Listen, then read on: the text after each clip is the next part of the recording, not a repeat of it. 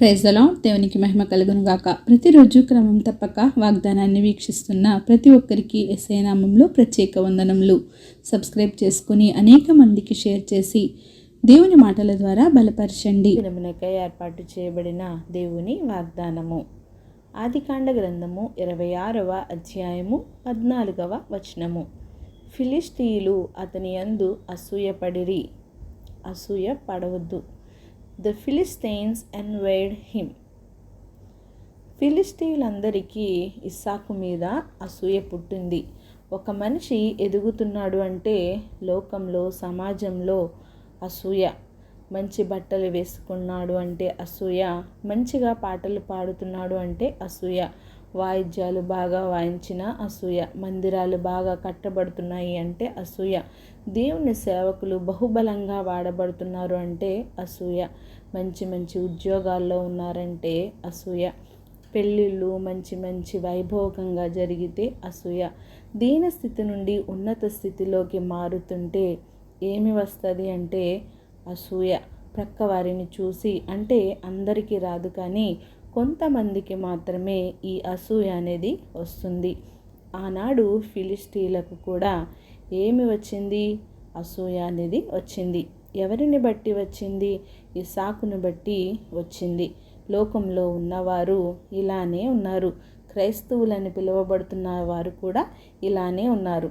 అటువంటి వారు ఎవరైనా ఈ వాగ్దానం కనుక వింటుంటే ఒకసారి మిమ్మల్ని మీరు సరిచేసుకోండి. ఫిలిష్తీయులు అసూయ పడేంతగా దేవుడు ఇస్సాకును ఆశీర్వదించాడు, హెచ్చించాడు. అంటే దేవుడు ఇస్సాకులో ఏమి చూశాడు? ఇస్సాకు ఏమి చేస్తే దేవుడు అతనిని ఆశీర్వదించాడు? ఇస్సాకు చిన్ననాటి నుండి తండ్రి మాటకు విధేయుడై జీవించాడు. చివరకు ప్రాణాన్ని ఇవ్వడానికి కూడా వెనుక అడుగు వేయలేదు. తండ్రి చూపించిన రిబ్కాను వివాహం చేసుకున్నాడు. ఒక మంచి కొడుకుగా, ఒక మంచి భర్తగా, ఒక మంచి తండ్రిగా జీవించాడు.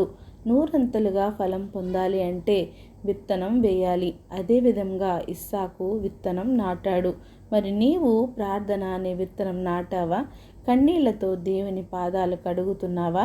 మరి నీవు ఎలా అభివృద్ధిని చూస్తావు? ప్రక్కవారిపై అసూయ పడక దేవునికి ప్రార్థించు. ప్రార్థన అనే విత్తనం వేసి దేవునిని అడుగు. దేవుడే నీ జీవితంలో అభివృద్ధిని కలుగచేస్తాడు. ఆమేన్.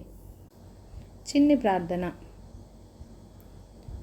సకల ఆశీర్వాదాలకు కారణభూతుడైన మా ప్రియ పరలోకపు తండ్రి, మీరిచ్చిన వాగ్దానమునకై వందనాలు దేవా. ఎవరైతే ఈ వాగ్దానాన్ని విన్నారో విని విడిచిపెట్టువారుగా కాకుండా వారి హృదయగదిలో ఈ వాక్యాన్ని భద్రపరుచుకొని వాక్యానుసారంగా జీవించే జీవితాన్ని ప్రతి ఒక్కరికి దయచేయండి దేవా. అవును దేవా, ప్రార్థన అనే విత్తనాన్ని మా జీవితంలో నాటుకొని దినదినము వాటిని అభివృద్ధి పొందించుకొని నాయనా మీకు ఇష్టానుసారంగా జీవించే జీవితాన్ని ప్రతి ఒక్కరికి దయచేయండి. నూరంతలుగా పంట కోసే భాగ్యాన్ని మా అందరికీ దయచేయండి. మీరే మమ్మల్ని ఆశీర్వదించండి, దీవించండి. ఎవరికి అసూయ అనే గుణము లేకుండా వాటిని తీసివేసి నాయన ప్రతి ఒక్కరి ఎడల ప్రేమను, దయను, జాలిని, కనికరాన్ని, కరుణను కలిగి ఉండి తోటి వారి ఎడల ప్రేమను కనపరిచేవారిగా ఉంచండి దేవా. ప్రార్థన అవసరం కోరిన ప్రతి ఒక్క బిడ్డని సమయంలో జ్ఞాపకం చేసుకోండి. వారి అవసరతలను, అక్కరతలను తీర్చి సమయానుకూలంగా సమస్త ఘనత, మహిమ, ప్రభావములు మీరే ఆరోపించుకుంటారని యేసుక్రీస్తు పరిశుద్ధ నామమున ప్రార్థించి అడిగి వేడుకొనుచున్నాను మా తండ్రి. Amen. God bless you all.